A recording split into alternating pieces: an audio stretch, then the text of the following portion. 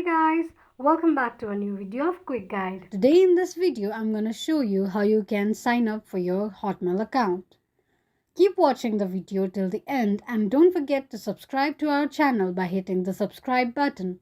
Also press the notification bell icon so that YouTube will notify you whenever we post a new video. So to sign up for your Hotmail account, in a search box type in Hotmail sign up and make a search. Click on the first link shown in the page. Click on Create Free Account. Now enter your email to create your account and tap on Next. Create a password and enter the password you would like to use with your account and click on Next. On the next page, type in your first and last name and click on the Next option. Select a country or a region and enter the date of birth and then type on Next. Now all you need to do is solve the puzzle to verify that you are not a robot and click on Next option.